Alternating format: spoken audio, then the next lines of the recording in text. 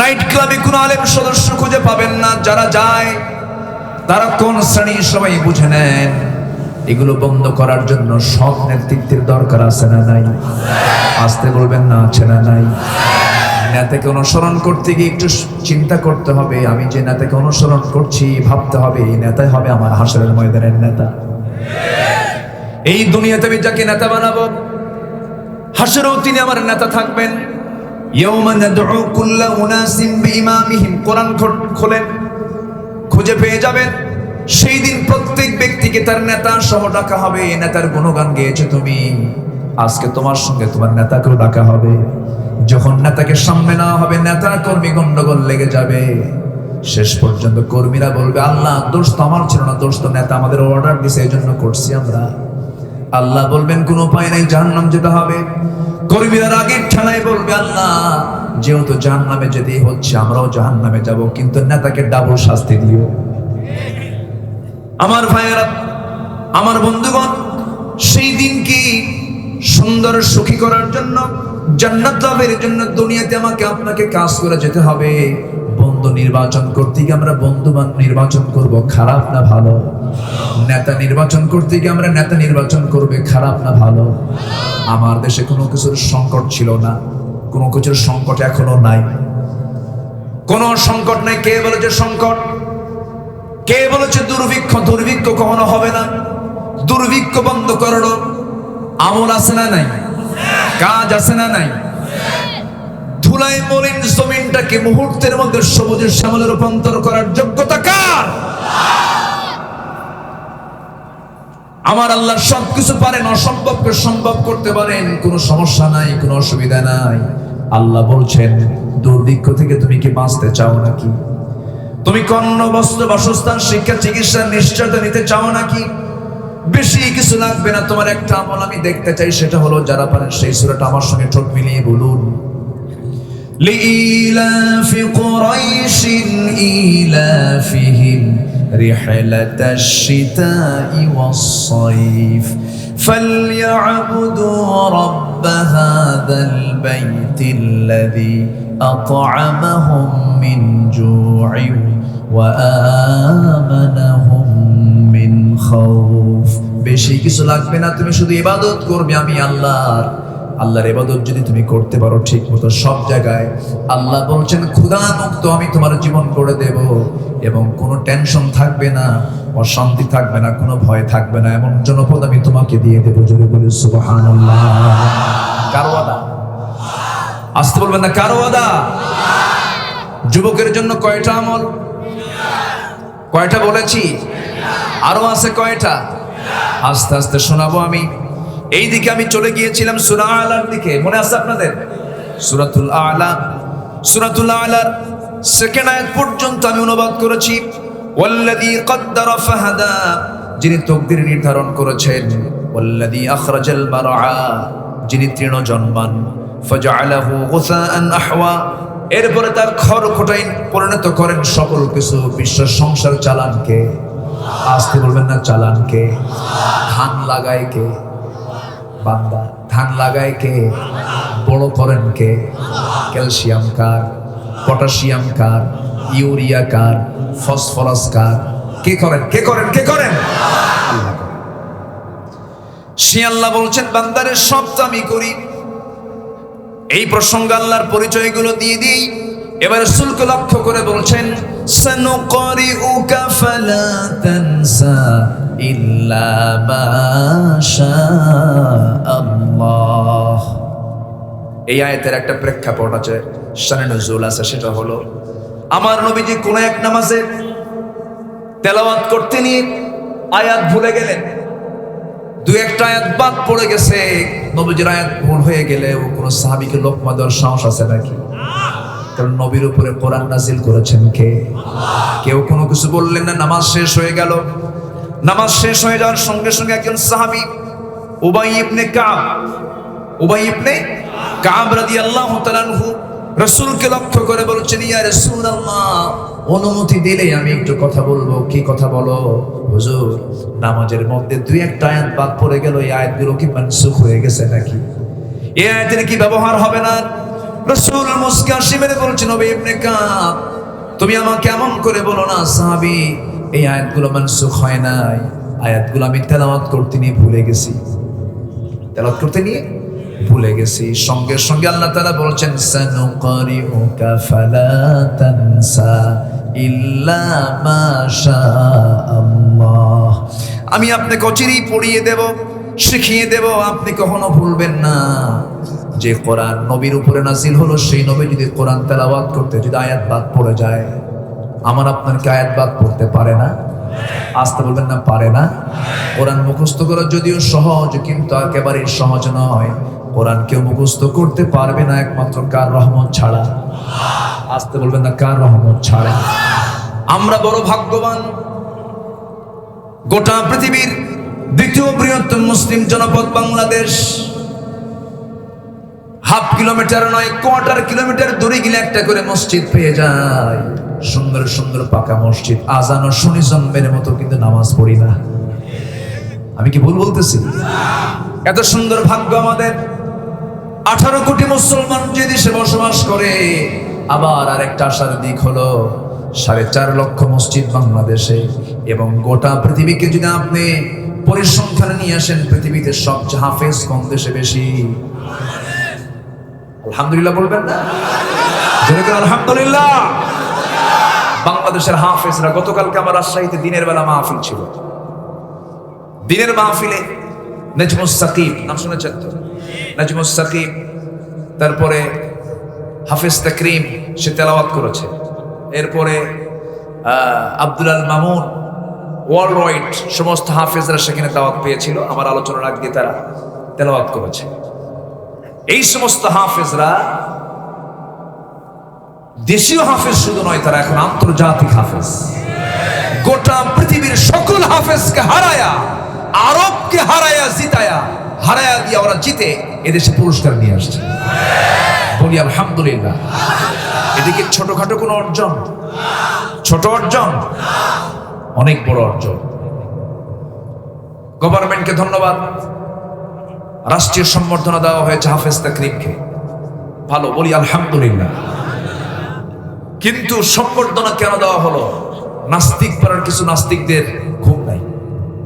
তারা বলল, কোরআন মুখস্থ করার কোনো যোগ্যতা হলো? তোর 14 গোষ্ঠী নিয়ে আয়। আসতে কম কেন? কোরআন মুখস্থ করা কি জিনিস?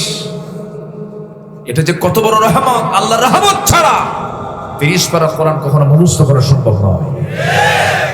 আমি যতটুকু বুঝেছি, এই পৃথিবীতে সবচেয়ে বড় ডিগ্রি হলো হাফেজ। আজকে ওই হাফেজরা কই? 5 জন হাফেজ আজকে দস্তারবন্দি দেওয়া হয়েছে। আমি মনে করি এটা বান্দার জীবনের শ্রেষ্ঠ একটি অর্জন। এটা সন্তানের হাতে কোরআন তুলে দেন, কোরআন আপনার সন্তানকে পাহারা দেবে। সন্তানকে টাকাওয়ালা না বানায়া আল্লাহওয়ালা বানান, বৃদ্ধ জীবনে, বুড়া জীবনে আপনি উপকার পাবেন। বলে যাচ্ছি কথাগুলো মনে রাখবেন। সন্তানকে টাকাওয়ালা না বানায় আল্লাহওয়ালা বানান, বুড়াকালে সন্তান আপনাকে দেখে ভয় পাবে। আর টাকাওয়ালা বানাবেন, আল্লাহওয়ালা বানাবেন না, বুড়াকালে আপনার সন্তানকে দেখে সন্ত্রাসী মনে করে ভয় পাবেন। আজকের সমাজে কি চলছে আজ? কে বলেছে টাকায় শান্তি? ধানমন্ডিতে কি ফকিররা থাকে? গত বছর, প্রায় 1 বছর হয়ে গেছে, ধানমন্ডিতে ফেসবুক লাইভে এসে এক মুরব্বী মানুষ, কোন যেন অভিনেতার শ্বশুর, নিজের বৈধকৃত পিস্তলটা হাতের মধ্যে নিয়ে ফেসবুক লাইভে এসে বলল, আমার ছেলে দেখে না আমাকে, আমার বউ দেখে না আমাকে, আমি সব থেকে বিচ্ছিন্ন হয়ে একাকী ঘরের মধ্যে পড়ে আছি, আমি আমার এই জীবন আর রাখতে চাই না, সুইসাইড করে শেষ হয়ে গেল। কেন? কি জন্য? কি কারণে? এর মূল কারণ হলো পরিবারকে কোরআন থেকে দূরে রাখা হয়েছে। মুসলমান, ইসলাম পারে মানুষকে সামাজিক বানাতে, ইসলাম পারে সমাজকে শান্তি আনতে। ইসলামের সবচেয়ে বুড়ো মানুষের দাম কম না বেশি? কম না বেশি? বুড়ো মানুষের দাম ইসলামের সবচেয়ে বেশি, এবং আল্লাহর পরে বুড়ো মানুষের খেদমত করা। যেরকম সুবহানাল্লাহ। বাপ যখন বুড়া হয়, বাপ যখন কি হয়? ইনদাকাল কিবারা, যখন বুড়া হয়ে যায়। আমেরিকায় যাবেন, বুড়োদের কোনো দাম নাই। ব্রিটেনে যাবেন, বুড়োদের কোনো দাম নাই। কিন্তু ইসলামে বুড়ো মানুষের সবচেয়ে বেশি দাম। আপনি বুড়োকে সম্মান করবেন না, আপনার ইবাদতই কবুল হবে না। জান্নাত তো আপনার মক্কায় গিয়ে লক্ষ টাকা খরচ করে হজ করে এসেছেন, সেখানে জান্নাত পাবেন না। জান্নাত পাবেন না, আপনি ঠান্ডা পানিতে ওযু বানাইছেন, সেই জায়গায় আপনি জান্নাতের অ্যাড্রেস খুঁজে পাবেন না। জান্নাত যদি খুঁজে বের করতে চান, আমার রাসূলের হাদিসের দিকে তাকান, আল জান্নাতু তাহতা আকদামিল উম্মাহাত। আল্লাহ তাআলা মা জাতির পায়ের তলে, মার পায়ের নিচে আল্লাহ তাআলা জান্নাত রেখে দিয়েছেন। জোরে বলি সুবহানাল্লাহ। ইয়েমেন থেকে কোন এক আল্লাহর গোলাম হজ করতে গেছেন। আব্দুল্লাহ ইবনে ওমর রাদিয়াল্লাহু তাআলা আনহুর কাছে সামনে দাঁড়ায় চোখের পানি ফেলে ফেলে কেঁদে বলছেন, ও আল্লাহর গোলাম, আমি আমার জীবনে আমার মাকে যত বেশি কোলে নিয়েছি, কোন শিশুকে আমি এত বেশি কোলে নেই নাই। আমার মা পেশাব করে, পায়খানা করে, সব সাফ আমি করে দেই, রান্না বান্না আমি করে দেই, সব সেবা শুশ্রূষা আমি করি। এত সেবা করার পরে আমি আপনাকে একটা প্রশ্ন করব, কি আমি আমার মায়ের কিছু ঋণ কি শোধ করতে পেরেছি নাকি? আব্দুল্লাহ ইবনে ওমর জবাবে বলছেন, ও আল্লাহর গোলাম, কেমন করে সম্ভব? ডেলিভারির সময় তুমি যখন প্রসব হবে, ডেলিভারির সময় তোমার মা ডেলিভারির যন্ত্রণা সহ্য করতে না পেরে যে উহ শব্দ একবার করেছে, সেই উহ শব্দের তুমি হক তুমি এখন আদায় করতে পারো নাই। আমার মা, যুবকদের জন্য 2 নাম্বার মেসেজ হলো, রিজিকটা যদি বাড়াতে চাও, নাম্বার 2 হলো বাপ মার সঙ্গে সুন্দর আচরণ করো, সুন্দর ব্যবহার করো। আজ থেকে 10 বছর আগে যে শিক্ষার হার ছিল, তার চেয়ে আজকে শিক্ষার হার কমেছে না বেড়েছে? শিক্ষার হার বেড়েছে, কিন্তু পিতামাতার সেবার পরিমাণ কমেছে না বেড়েছে? কমেছে। তাহলে বোঝা গেল এই শিক্ষার মধ্যে আসল শিক্ষা নাই। পিতামাতাকে দেখতে চায় না, পিতামাতার হক আদায় করতে চায় না। যত বড় শিক্ষিত তত বড় বেয়াদব, আছে না নাই? এমন আচরণ তো ইসলাম শিখায় না তোমাকে। বাপ মার সঙ্গে সুন্দর আচরণ করতে হবে। আমার নবীজি যখন মেরাজ করলেন, জান্নাত দেখলেন, জাহান্নাম দেখলেন। জান্নাতের মধ্যে একাকী হাঁটতেছিলেন, তার কাছে আনইজি ফিল হচ্ছিল, আমি একা একা হাঁটতেছি। আল্লাহ তাআলা তার কণ্ঠের মধ্যে 2 জন সাহাবীর কণ্ঠ শুনিয়ে দিলেন। একজন হচ্ছেন হারেসা বিন নু'মান, আরেকজন হচ্ছেন বেলাল বিন রাবাহ রাদিয়াল্লাহু তাআলা আনহু। আমার নবীজি আশ্চর্য হলেন, পিছনে ফিরে তাকান, কিন্তু তাদেরকে আর দেখলেন না, কিন্তু কণ্ঠ শুনলেন। দুনিয়াতে এসে হারেসা বিন নু'মানকে ডাক দিয়ে বলছেন, হারেসা বিন নু'মান রে, জান্নাতের মধ্যে আমি তোমার কণ্ঠ শুনে আসলাম, তুমি কি এমন আমল করেছো বলো তো? হারেসা বিন নু'মান কেঁদে কেঁদে বলছেন, ইয়া রাসূলুল্লাহ, আমার দুনিয়াতে ব্যক্তিগত তেমন কোন আমল নাই, তবে এই দুনিয়াতে আল্লাহ এবং আপনার রাসূলের পর আমি সবচাইতে বেশি দাম দেই আমার মা এবং বাবাকে। বাপ মাকে সবচেয়ে বড় সম্মানজনক পদে রেখে দেব আমরা। বাপ মা যদি খুশি হন, আল্লাহ খুশি হয়ে যাবেন। দুনিয়ার কোনো মানুষকে খাওয়ায় সন্তুষ্ট করতে পারবেন না, দুনিয়ার কোনো মানুষকে গিফট দিয়ে সন্তুষ্ট করতে পারবেন না, দুনিয়ার কোনো মানুষের কাছে দোয়া চায় আর সেই দোয়া আপনি অত বেশি পাবেন না যে দোয়াটা আপনি বাপ মার কাছ থেকে পাবেন।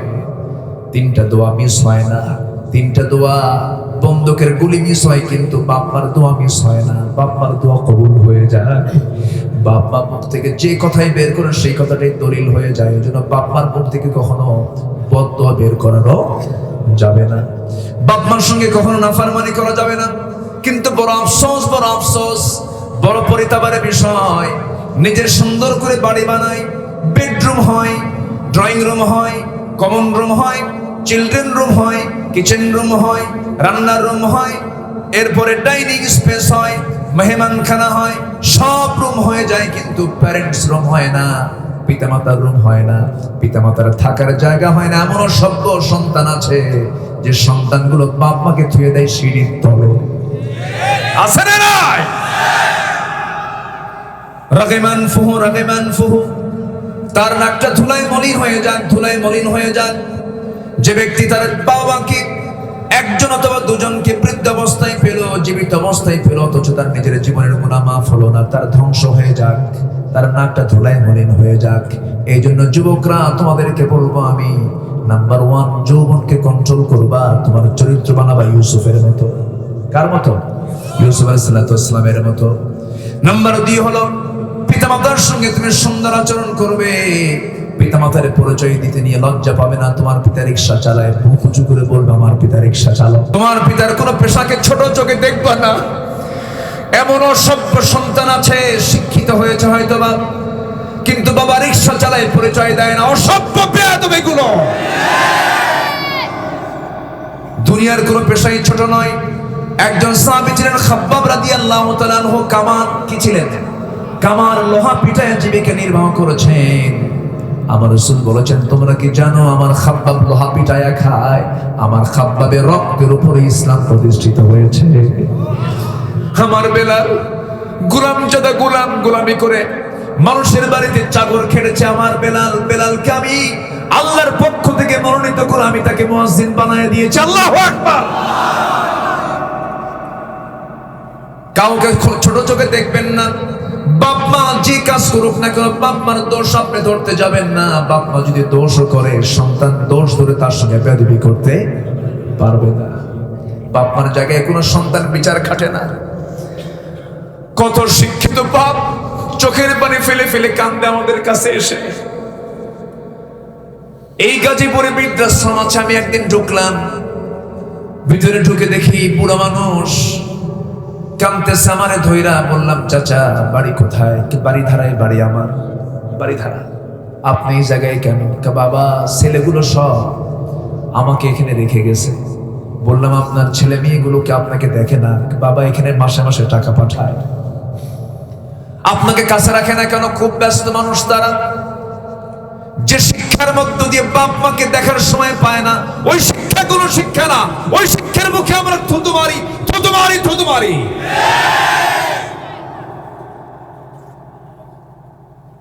অথচ মা তোমাকে পেটে ধারণ করেছে, ওষুধ খেয়ে তোমাকে নষ্ট করে দিতে পারতেন, কিন্তু মা তোমাকে পেটে ধারণ করেছেন। রক্তগুলো চুষে চুষে খেয়ে শেষ করে দিয়েছি আমরা। পেটে পজিশন সন্তানের খারাপ। ডাক্তার বলে দিচ্ছে, ও মহিলা, তোমার পেটের যে সন্তানের যে অবস্থা, ডেলিভারি হতে নিয়ে তোমার মৃত্যুর আশঙ্কা আছে। মহিলা চোখের পানি মুছতে মুছতে বলে, ডাক্তার মরে যাব কিন্তু সন্তানকে মারতে দেব না। যেরকম সুবহানাল্লাহ। আমার মা, আমার ভাইয়েরা, এই পৃথিবীতে একজন মানুষ যিনি নিজের জীবন বাঁচায় না বাঁচায় সন্তানকে বাঁচানোর চেষ্টা করে, নিজে না খায় সন্তানকে খাওয়াতে চায়। কোন খাবার যখন সামনে থাকে আগে দেখে আমার বাজানটার মুখটা দেখি। আজকে আপনি পরীক্ষা করবেন, একটা আঙ্গুর কিনে একটা বেদানা কিনে নিয়ে যাবেন, মাকে গিয়ে বলবেন সুন্দর নরম সুরে, মা তোমার জন্য একটা বেদানা আনছি, তুমি খাও। দেখবেন বৃদ্ধা মাও যদি হয়, সেই বেদানাটা আস্তে করে ভাঙবে, ভেঙে সুন্দর করে ওই ভিতরের সমস্ত আঙ্গুরের দানাগুলো আস্তে আস্তে হাত দিয়ে গুটি গুটি নিয়ে প্লেটের মধ্যে রাখবে। আস্তে করে বলবে, বাজান তোর মুখটা শুকনা, তুই খা, আমার খাওয়া লাগবে না। মা নিজে খায়া সুখী হয় না, মা সন্তানকে খাওয়ায় সুখী হয়। আপনার বউকে আপনি একটা কাপড় কিনে দিবেন, বলবে এটা কোনো কাপড় হলো নাকি, এর জন্য দামি কাপড় আছে, অমুক জন নিয়ে আসছে। সন্তানকে আপনি পছন্দ করে একটা জিনিস দিবেন, বলবে বাবা আমি এটা নেব না, এর চেয়ে ভালো হোন্ডা আছে, এই মোবাইল আমার পছন্দ না। কিন্তু আপনার মার কাছে আপনি কিচ্ছুই দিবেন না, যা দিবেন বলবেন, বাজান আমার এটা দরকার ছিল না, আমার জন্য না নিয়ে আসলে তুই পারতি। মা তো কিছুই চায় না, বাপ তো কিছুই চায় না। বাপ মা চাই সুন্দর কথা, সুন্দর করে একটা ডাক শুনতে বাপ মার কলিজা ভরে যায়। এই জন্য আল্লাহ তাআলা বলেছেন, তুই টাকা দিয়ে তোর হক আদায় হবে না, চাকর বাকর দিয়ে তুই তোর বাপ মার খেদমত করাবি হবে না, তোর খেদমত করতে হবে বাজান। আল্লাহু আকবার বলে। কার কথা? কার কথা? কার কথা? আল্লাহর কথা। সমাজ আজকে ধ্বংসের দিকে ঠেলে দিয়েছে। আজকে সব শেষ হয়ে গেছে। আজকের আগের জীবনের মূর্খ যারা পড়াশোনা করতে পারেনি তারাই ভালো ছিল, কিনা বলেন?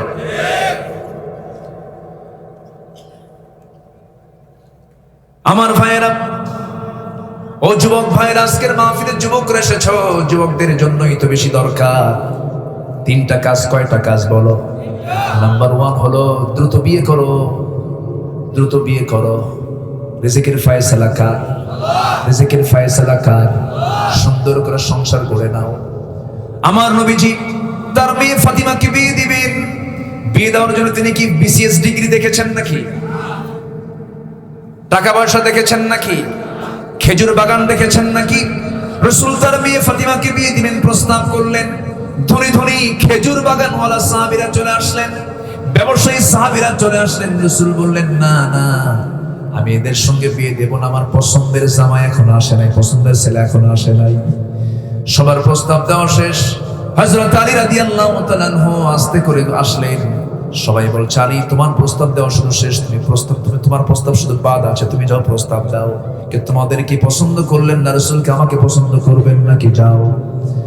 সাইয়েদনা আলী একটু খরবাকৃতি ছিলেন, খাটো সাইজের ছিলেন। খাটো মানুষের বুদ্ধি কম না বেশি? লম্বা মানুষের বুদ্ধি, এই জন্য আমার বুদ্ধি তো কম, আসলে আমার বুদ্ধি কম। খাটো মানুষের বুদ্ধি বেশি। আল্লাহ তাআলা একদিকে বডি ছোট করে দিয়েছেন, বুদ্ধি বেশি দিয়েছেন। আল্লাহ সবাইকে সমান দেন না। সাইয়েদনা আলী খাটো মানুষ ছিলেন, নবীর কাছে গুটগুট করে আস্তে করে নবীর সামনে এসে বসে পড়লেন। সালাম বিনিময় হয়ে গেল। রাসূল বলছেন, আলী তুমি কিছু বলতে চাও নাকি? হুজুর কি বলবো জানি না। এবার রাসূল নিজেই প্রস্তাব দিচ্ছেন, আলী তুমি কি আমার মেয়েকে বিয়ে করতে চাও নাকি? হুজুর দিলে করা যায়। যেরকম সুবহানাল্লাহ। প্রস্তাব আসবে মেয়ে পক্ষ থেকে না ছেলে পক্ষ থেকে? মেয়ে পক্ষ। বলেন কোন পক্ষ থেকে? মেয়ে পক্ষ থেকে প্রস্তাব আসবে। মেয়ের বাবা প্রস্তাব দিবেন। এটাই নবীদের জীবনের শানে পাওয়া যায়। মুসা আলাইহিস সালামের নাম ওয়াজের মধ্যে তার নাম না আসলে তো হয় না। আল্লাহ তাআলা কোরআনে যেমন মুসার নামটাকে কমন করেছেন, ওয়াজের মধ্যে তার নামটা কমন চলে আসে। দেখেন একটা এক্সাম্পল মনে পড়ে গেল। মুসার মধ্যে একটা স্বভাব ছিল, রাগ কম না বেশি? সব নবীর রাগ ছিল লেভেল, কিন্তু মুসার রাগটা ছিল একটা লেভেল ছাড়া। লেভেল ছাড়া দরকার আছে। ফেরাউন যে ছিল, বুঝলেন নাই? সব নবীর কাছে তো এরকম ফেরাউনের মতন বদমাইশ ছিল না। মুসার সাথে ছিল কে?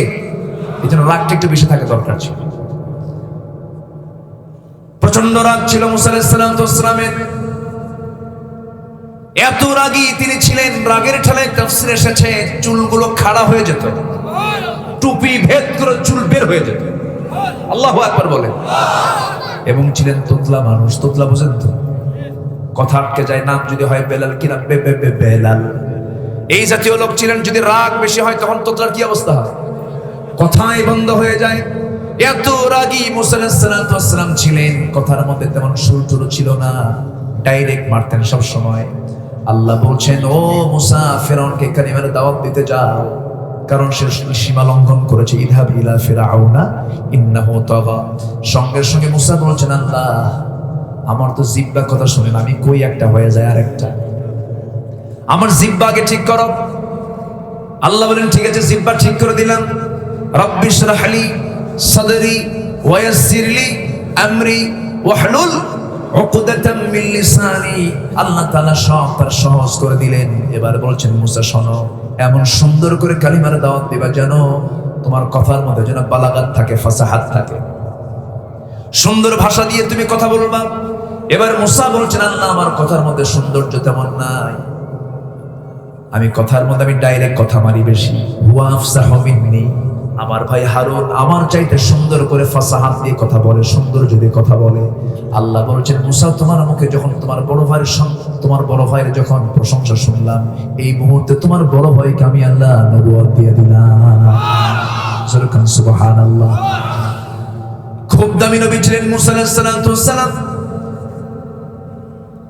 এই রাগী লোকের সামনে একজন বেয়াদব এসে শুধু ভুল কথা বলছে, বারবার ভুল কথা বলছে। মারছেন থাপ্পড়, এক থাপ্পড় মারাও সারা, মরে যাও সারা। যখন মরে গেছে, লাশ হয়ে গেছে, এখন মনে মনে চিন্তা করে ভাবতেছেন, আল্লাহ দোষ তো আমার না, আমি ওকে শাসন করার জন্য মারলাম, মরে গেছে, এটাকে আমার দোষ নাকি? আল্লাহ তোমারই দোষ।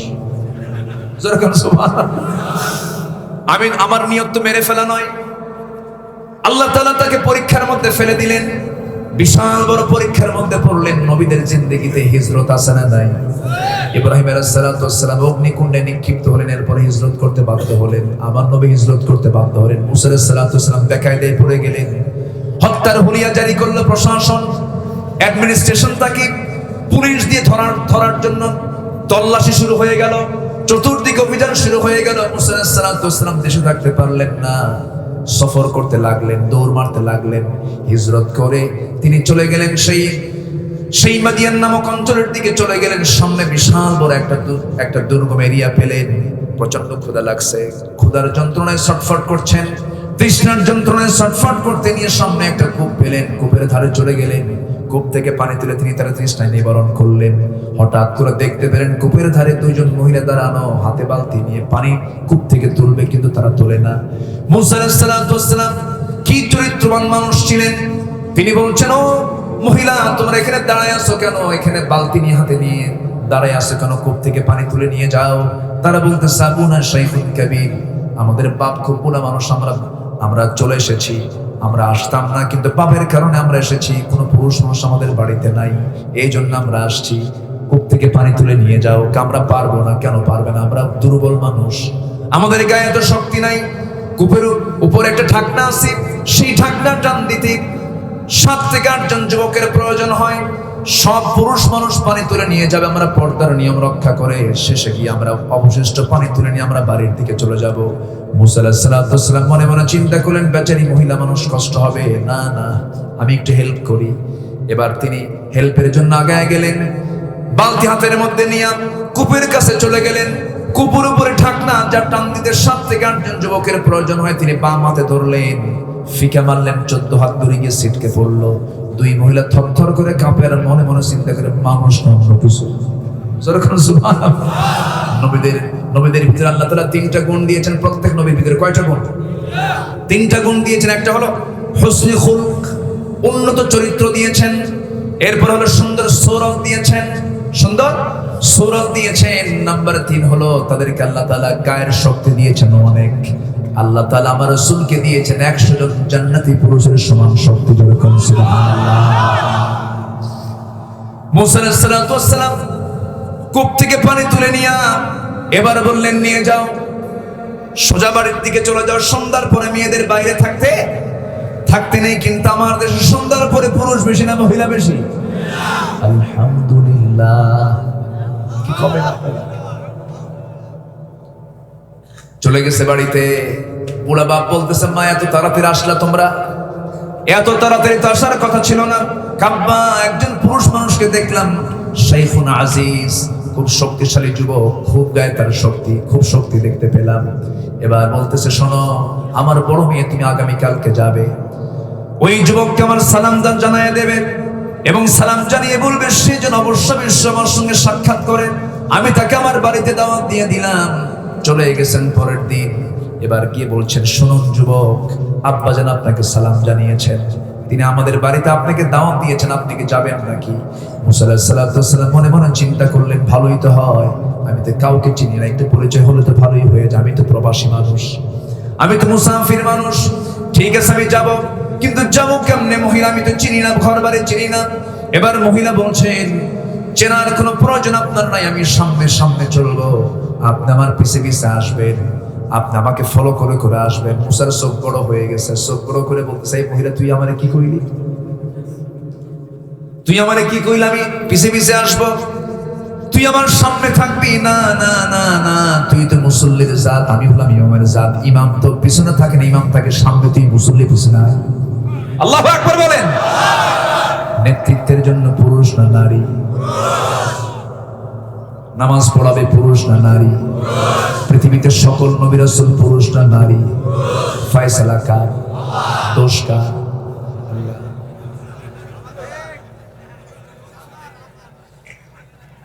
কষ্ট পাচ্ছেন আপনারা? কষ্ট পাচ্ছেন? আলোচনা চলো, এই 12টা বাজে তো, শেষ করে দেই, আলোচনা চালাবো। জোরে বলি ইনশাআল্লাহ। ফজর নামাজ পড়ে যাবেন?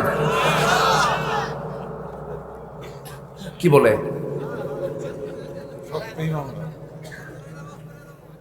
এটা তো ভালো লক্ষণ। ফজর যে পড়তে চাচ্ছেন, এটাই তো ভালো লক্ষণ। আলহামদুলিল্লাহ। আমার দেশে ওয়াজ শুনে কিন্তু ফজর পড়ে না, আছে না? নাই?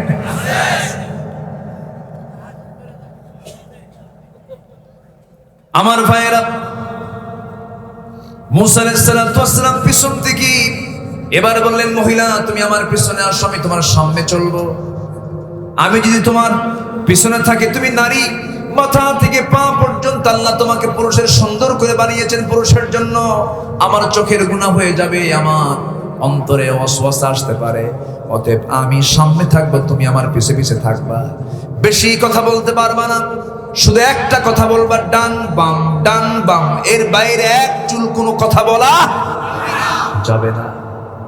কি শক্তিমান! যেরকম সুবহানাল্লাহ, যেরকম সুবহানাল্লাহ। মেয়েরা যখন পরপুরুষের সঙ্গে কথা বলবে, কথার মধ্যে কোনো নরম সুর থাকা যাবে নাকি? অকুল্লা কাওলান মারুফা, ন্যায়সঙ্গত স্ট্রেট ফরওয়ার্ড কথা বলবে। কিন্তু মেয়েরা কি এরকম করে কথা কয় নাকি? যদি প্রশ্ন করা হয়, আপনি কেমন? আমি খুব ভালো, আপনি ভালো আছেন তো? আছে না নাই? সকল রিসেপশনে চাকরি পায় পুরুষ না মহিলা? শুধু ক্লায়েন্ট ঢোকার সঙ্গে সঙ্গে দাঁড়ায়া পরীক্ষা, আসুন বসুন, আছে না নাই? মেয়েরা কি চাকরানি না রাজরানী? মেয়েরা ইসলামের দৃষ্টিতে চাকরানি না রাজরানী? পুরুষ যদি বউকে, স্বামী যদি বউকে না খাওয়ায়, জাহান্নাম যেতে হবে। কোথায় যেতে হবে? স্বামী যদি স্ত্রীকে না খাওয়ায়, যদি খোরপোশ না দেয়, কোথায় যেতে হবে? আর বউ যদি স্বামীকে না খাওয়ায়, কিছুই হবে না, আস্তে খাওয়ায়। বাস্তব তো তাই। বউ যদি স্বামীকে না খাওয়ায়, এতে কোনো জবাবদিহিতা আল্লাহর কাছে নাই। তাহলে কি মেয়েদের দাম কম হলো না বেশি হলো? চাকর হলো পুরুষ জাত, আর রানী হলো নারী জাত। আল্লাহু আকবার বলেন। এরপরও কয় আমাদের কোনো অধিকার নাই। আছে না নাই? আল্লাহ তাদেরকে বসে বসে খাওয়াচ্ছে। কষ্ট পাচ্ছেন আপনারা? কষ্ট পাচ্ছেন? বউ যদি কোটি টাকার মালিক হয়, যদি 1 টাকাও আপনার স্বামী আপনাকে না দেয়, কোনো গুনাহ হবে না। ওটা ওর। সুবহানাল্লাহ বলবেন না? জাস্ট আমি মাসলা বললাম। এখন যদি আপনি মানবিক না হন, তাহলে তো সমস্যা। স্বামীর জন্য স্ত্রী অবশ্যই এগিয়ে আসার দরকার আছে না নাই? আচ্ছা, কিন্তু যদি না দেন, ইসলামে তাকে ধরতে পারবে না, শরীয়ত তাকে পাকড়াও করতে পারবে না। কারণ খোরপোশের দায়িত্ব স্ত্রীর না পুরুষের? স্ত্রীর না স্বামীর? চলে গেলেন। অনেক লম্বা কথা ধরলাম, দেখি তো কি করি বলেন তো। কি আলোচনা চালাবো? আলোচনা চলো। হুজুর মরুক, হুজুর বাসুক, বলি আলহামদুলিল্লাহ। বাড়ি পেয়ে গেছেন মুসা আলাইহিস সালাতু ওয়াস সালাম। বৃদ্ধ লোকের সঙ্গে দেখা হলো। এইদিকে মনে মনে ওই বৃদ্ধ লোকের যে বড় মেয়ে, তিনি লক্ষ্য করলেন, গতকাল আমি দেখলাম একাই সে ওই কূপের ঢাকনা টান দিল, বিশাল শক্তিশালী পুরুষ। আর আজকে আমি টের পেলাম সে আমার দিকে চেয়ে থাকে না, বদনজর নাই, বারবার আমার দিকে চেয়ে থাকে না। সুন্দর চরিত্র তার।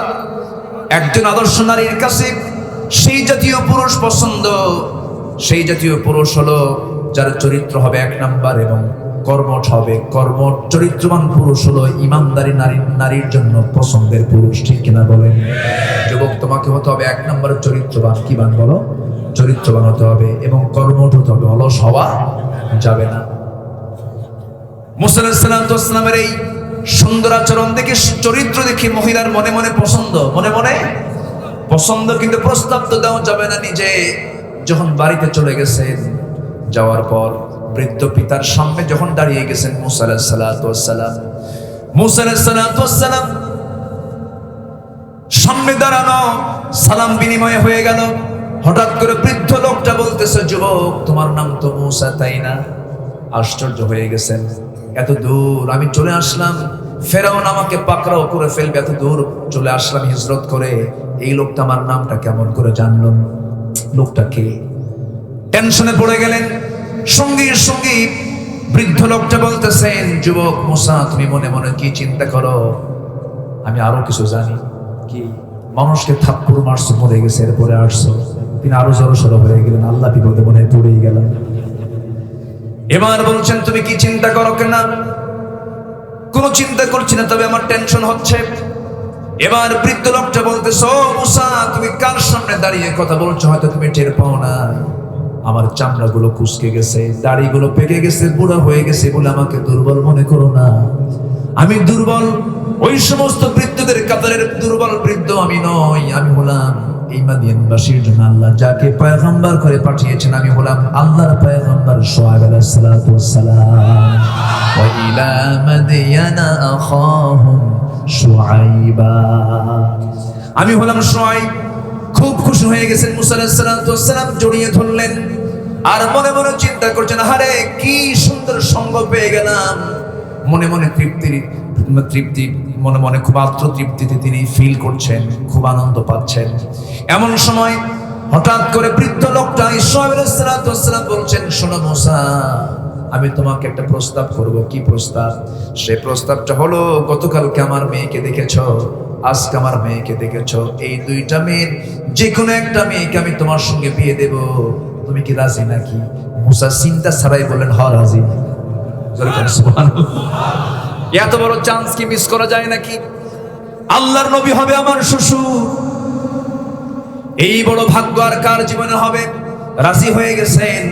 সঙ্গে সঙ্গে মুসা আলাইহিস সালাতু ওয়াস সালামের কথা শুনে এবার শুআয়ব মুসকে হাসি মেরে বলছেন, শোনো মুসা, বিয়েতে করবা, কিন্তু এখন তো বিয়ে দেওয়া যাবে না, কারণ তোমার রেকর্ড ভালো না। কেন? থাপ্পড় মারলে মানুষ মরে। থাপ্পড় মারলে মানুষ মরে, তোমার রাগ খুব বেশি।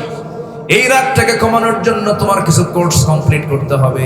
আমি কি এগুলো কথা কি বানায় বলতেছে নাকি?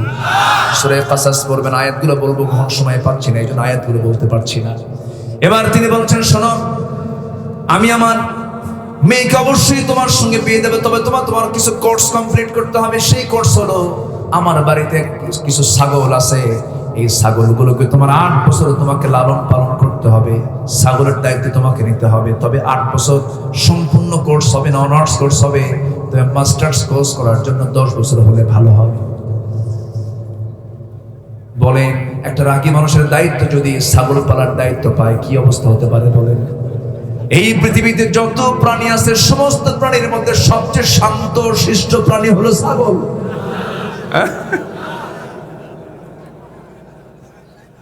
ছাগল যদি একবার ব্রেক মারা পর্যন্ত, ছাগল যদি সামনের 2 পা একবার ব্রেক মারে, একবার যদি মাটিতে গেঁথে দেয়, আপনি পাবলিক, আপনি দড়ি সিনের সামনে যাবেন, মাগার ছাগল নড়বে না, তুই যা, আমি যাবো না। এই একটা বেজুত তেরি মার্কা প্রাণী ছাগল, তার দায়িত্ব দিয়েছেন মুসা আলাইহিস সালাতু ওয়াস সালামকে। 8 বছর 10 বছর তিনি ছাগল পালার দায়িত্ব শুরু করলেন, কারণ তার দায়িত্ব এটা। এই দায়িত্ব পালন করতে করতে 8 বছর হয়ে গেল, 10 বছর প্রস্তুত হয়ে গেল।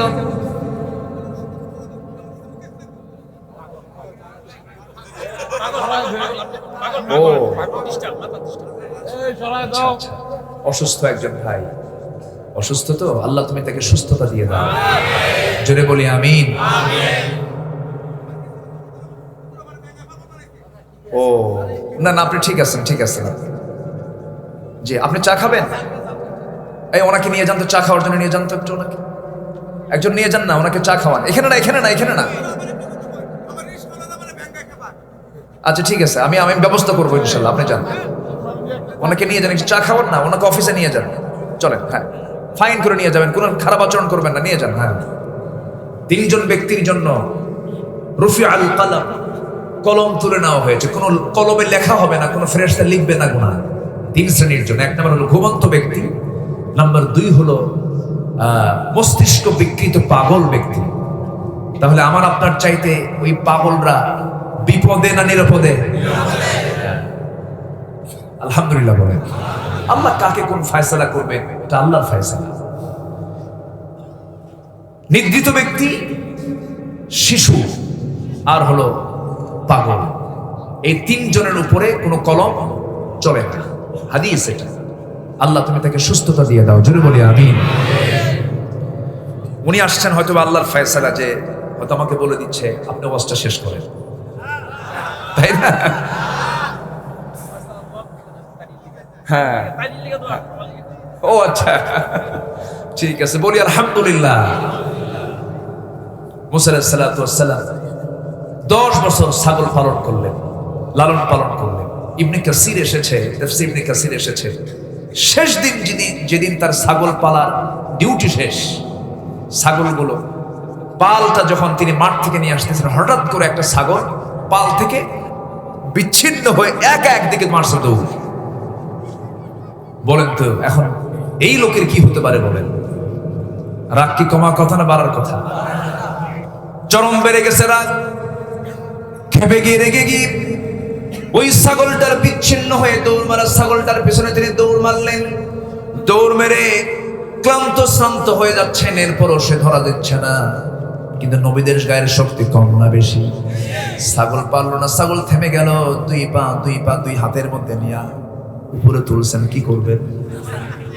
এক আছাড় মারবেন, রাগ উঠে গেছে 16 আনা, 100 ডিগ্রি হয়ে গেছি, আছাড় মেরি তাকে শেষ করে ফেলবেন। কিন্তু লক্ষ্য করে দেখেন ছাগলটার লোমকূপ দিয়ে ঘামগুলো টপ টপ করে পড়ে, চোখে মুখে ভীতির ছাপ, ভয় পাচ্ছে ছাগল, থরথর করে কাঁপতেছে। মুসা আলাইহিস সালাম মনে মনে চিন্তা করেন, বেচারা তুই তো ছাগল, তোরে মাইরা লাভ কি? তুই তো কিছুই বুঝিস না। দুই পা দুই হাত থেকে ছেড়ে দিলেন, বুকের মধ্যে নিয়ে ছাগলটাকে আদর করলেন, সোহাগ করলেন, তাকে মহব্বত করলেন। আল্লাহ বলেন, মুসা তোমার রাগ কমে গেছে, আমি তোমারে নবুয়ত দিয়ে দিলাম। ওয়াতাওয়াসাউ বিল হাক্কি ওয়াতাওয়াসাউ বিস সাবর। আমার ভাইয়েরা, তাহলে প্রস্তাব আসবে ছেলে পক্ষ না মেয়ে পক্ষ? এই কথা বলতে না আমি এই মুসার কাছে চলে আসছিলাম, এখন নবীর কাছে যাই। কোন নবীর কাছে? আমার নবীর কাছে আমি চলে যাচ্ছি। আমার নবী তার মেয়েকে বিয়ে দিবেন, সামনে আলী বসা, মনে আছে তো আপনাদের? সামনে আলী বসা। আজকে যুবকদের জন্য ওয়াজ হয়ে যাচ্ছে। আমি ফিনিশিং দেব, এই সূরারও ফিনিশিং দেব, জোরে বলি ইনশাআল্লাহ। আমি সানুকরিউকা ফালা তানসা এই পর্যন্ত আসছি, আমি আরো কিছু কথা বাদ আছে, তাই না? কারণ কোরআনের মাহফিল তো, এখানে দার্স থাকতে হবে। আজকে মাহফিলগুলো দর্শ শূন্য হয়ে পড়েছে। এমন আলোচক আমার দেশে আসছে যারা 2 ঘন্টার বক্তৃতা একটা আয়াত বলে না, আছে না নাই? একটা হাদিস বলে না। যে আলোচনায় আয়াত নাই, হাদিস নাই, সে আলোচনা না, সে আলোচনা হলো আলোচনা, ঠিক কিনা? কোরআন এবং হাদিসের পরিমাণ কতগুলো হলো হাত দিয়ে গুনবেন, যে এই আলোচক কয়টা আয়াত বলছে, গুনবেন। গুনবেন, তখন ভাববেন যে যত আয়াত থাকবে তত বরকত থাকবে। আল্লাহু আকবার। আমার নবীজি তার মেয়েকে বিয়ে দিবেন, আসাদুল্লাহিল গালিব সামনে দাঁড়ানো। রাসূল বললেন, আমার আলী, তুমি কিছু বলতে চাও নাকি? তুমি কি আমার মেয়েকে বিয়ে করবা নাকি? বলো। হুজুর, দিলে করা যায়। লজ্জা পাচ্ছেন, দিলে করা যায়। রাসূল বললেন, তুমি আমার মেয়েকে যে বিয়ে করবা, টাকা পয়সা আছে নাকি? হুজুর, টাকা পাবো কোথায়? ঘরই তো নাই, আমার বাড়ি নাই, ঘরই নাই, রাতের বেলা কি খাবো সেই খাবারও নাই। আল্লাহু আকবার বলেন। রাতের বেলা খাবার নাই, কিচ্ছু নাই আমার। রাসূল বলেন, কিছুই কি তোমার নাই? আছে কি? এই যে তরবারি, এই যে ঢাল, এই ছাড়া কোনো সম্পদ আমার নাই।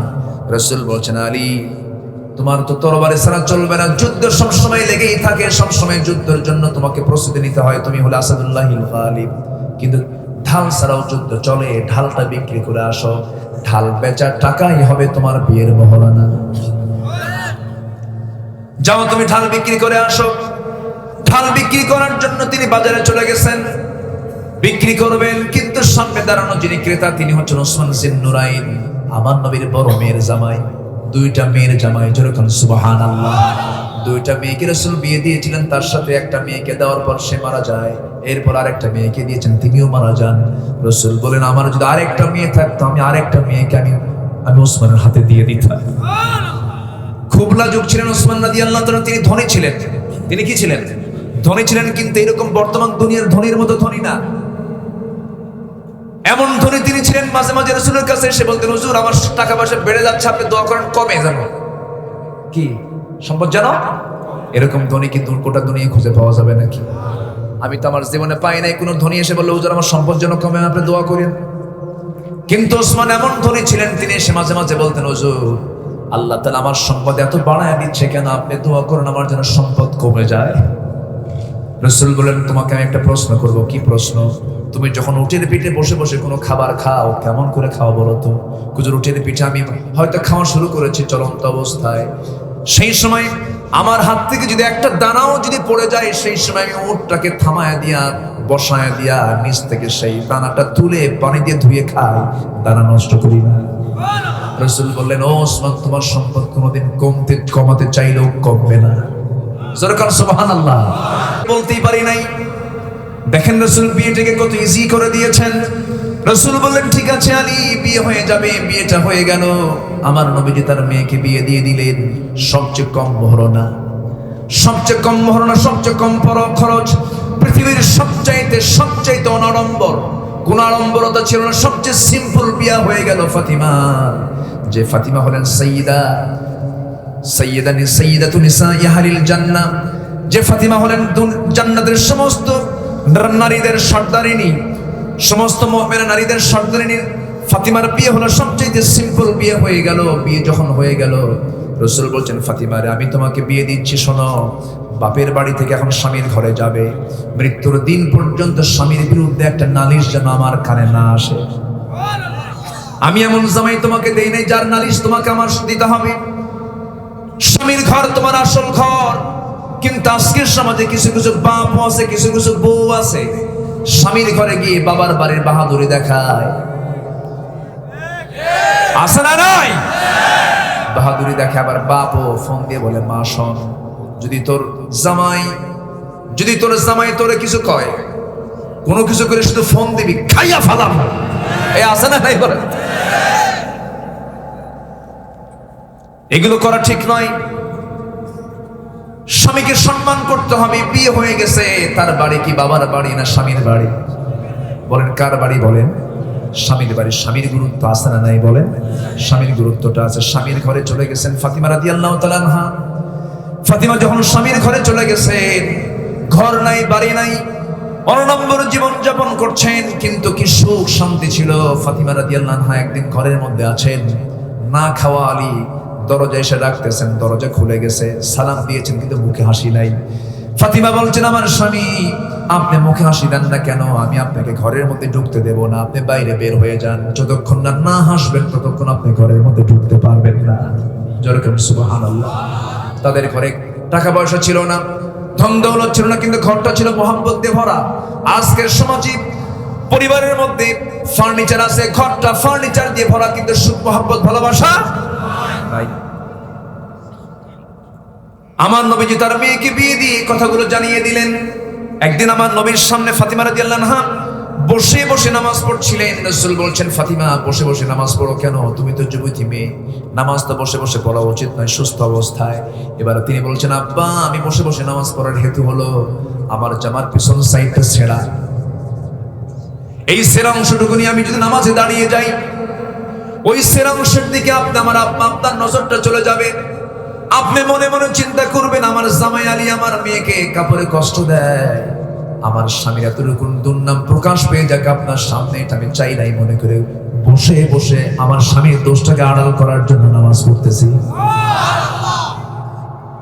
মায়েরা কি আছে মাহফিলে? মায়েরা কি আছে? ফাতিমা রাদিয়াল্লাহু তাআলা আনহা একদিন নবীর কাছে আসলেন।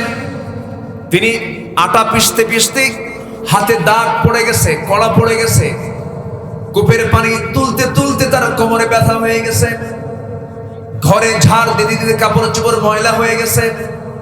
দুইটা সন্তান হোসেন, ছোট্ট ছোট্ট বাচ্চা, তাদের খেদমত করতে তার কষ্ট হচ্ছে। নবীর কাছে গিয়ে বললেন, ইয়া রাসূলুল্লাহ, আব্বাজান, আপনি তো রাষ্ট্রনায়ক, আপনার কথায় অনেক কিছু হতে পারে, আমি তো একটু কষ্ট অনুভব করছি। কি আপনার হাসান হোসেন নাতিদের কষ্ট হচ্ছে? দেখুন তো, আমি একা একা সব কাজ করতে পারি না, আপনি আমার জন্য একটা মানুষ নিয়োগ দেন, একজন খাদেম নিয়োগ দেন। আমি একটা কাজের মানুষ চাচ্ছি আপনার কাছে। আমার নবীজি মুস্কি হাসি মেরে আস্তে করে তার মেয়ে ফাতিমাকে কাছে টেনে নিয়ে বলছেন, ফাতিমা, আমি তোমাকে একটা বিষয় শেখাই দেব। কি বিষয়? আমার মা, কাজের মেয়ের প্রয়োজন নাই, নিজের কাজ নিজে করো। যেরকম সুবহানাল্লাহ। নিজের কাজ নিজে করো, কাজের মানুষের প্রয়োজন নেই। তবে আমি তোমাকে একটা আমল শিখিয়ে দেব মা, সেটা হলো সুবহানাল্লাহ, আলহামদুলিল্লাহ, আল্লাহু আকবার। 33 34 বার তুমি সকাল সন্ধ্যা পড়বে, তোমার সমস্ত কাজ কামার আল্লাহ তোমার জন্য ইজি বানাইয়া দিবে। একটু টাকা পয়সা হলেই কাজের মেয়ে 1 2 3 4, একজন মেকআপ ম্যান আছে না নাই? এরকম বিলাসিতা করা যাবে না মা। দুনিয়াটা এমনের জন্য আসা, দুনিয়াটা এমন নয়। দুনিয়াতে আপনি কষ্ট করবেন যত, আখিরাতে তত সুখ করবেন। দুনিয়াটা আপনার জন্য ইবাদতের জায়গা। আমরা ইবাদত করে যাব, জোরে বলে ইনশাআল্লাহ, জোরে বলে ইনশাআল্লাহ। যুবকদের জন্য কয়টা আমল, কয়টা আমল বলেন? নাম্বার 1 হলো দ্রুত বিয়ে করো। নাম্বার 2 হলো বাপ মা সেবা করো। বাপ মা যদি দুষ্ট হয়, দুষ্ট শব্দ বলা যাবে না। বাপ মা যদি বেনামাজি হয়, গালি দেওয়া যাবে না, বোঝানো যাবে। বুড়া যদি হয়ে যায়, সেই বাপ মা তোমার দুর্নাম করলো, তাদেরকে কোনো গালিগালাজ করা যাবে না। নাম্বার 3 হলো জীবনের সকল জায়গায় ভয় করতে হবে কাকে? আসতে বলবেন না, কাকে? আল্লাহকে ভয় করতে হবে। তোমার সামনে সুন্দরী নারী পড়ে যাবে, আলিয়া, নারগিস, সুইটি, বিউটি সব তোমার সামনে পড়ে যাবে। সেই সময় বলতে হবে ইন্নী আখাফুল্লাহ। রাজুলুন ইযা দাআতহু ইমরাতান যাত হাসাবিন ওয়া জামালিন ইন্নী আখাফুল্লাহ। সুন্দরী নারী তোমাকে প্রেমের প্রস্তাব দিয়ে ফেলবে, তোমাকে কুপ্রস্তাব দেবে, সেই সময় বলবে আমি কাকে ভয় করি? আসতে বলবেন না, কাকে ভয় করি? এই কোরআনের মধ্যে আল্লাহ তাআলা একটা সূরা দিয়েছেন, সূরা ইউসুফ। সূরা ইউসুফ দিয়েছেন যুবকদের জন্য। কাদের জন্য বলেন? যুবকদের জন্য। যৌবনটাকে ঠিক রাখার জন্য, যৌবনকে নষ্ট করা যাবে না। সাইয়েদনা ইউসুফ আলাইহিস সালাতু ওয়াস সালামকে আল্লাহ তাআলা মডেল বানিয়ে দিয়েছেন গোটা পৃথিবীর যুবকদের জন্য। তিনি কত বড় ঈমানদার ছিলেন। পৃথিবীর সবচেয়ে সুন্দরী সম্ভ্রান্ত একজন নারী তাকে প্রস্তাব দিয়েছে, তার জন্য দিওয়ানা। সেই সময় তিনি বলেন আমি কাকে ভয় করি? আসতে বলবেন না, কাকে ভয় করি? আল্লাহকে ভয় করি। আমার ভাইয়েরা, আমার বন্ধুগণ, একটু কান লাগাবেন। আল্লাহ তাআলা এই সূরার শেষের দিকে এসে বলছেন, সফল যদি হতে চাও, আমি আল্লাহ তোমাদেরকে কিছু পরামর্শ দিচ্ছি, সেই পরামর্শ তোমরা নিয়ে নাও। আমরা ব্যর্থ হতে চাই না, সফল হতে চাই। সফল হতে হলে আল্লাহ তাআলা এই সূরার শেষের দিকে এসে বলছেন, قد أفلح من تزكى وذكر اسم ربه فصلى بل تؤثرون الحياة الدنيا। জোরে বলুন আল্লাহু আকবার। সফল তো যে কোটিপতি সে সফল নয়, বড় গ্রুপ অফ ইন্ডাস্ট্রিজের মালিক সে সফল নয়, সুন্দর চেহারা সে সফল নয়, সুন্দর বংশ সে সফল নয়। সফল সেই বান্দা যে বান্দা নফসের শুদ্ধতা আনতে পেরেছে, এই নফসকে যে পরিশুদ্ধ করতে পেরেছে, সে মহা সফল। কার কথা? আসতে বলবেন না, কার কথা? নফসকে খারাপ কিছু চায় না, ভালো কিছু চায়। খারাপ কিছু চায়, নফসের চাহিদা হলো খারাপ।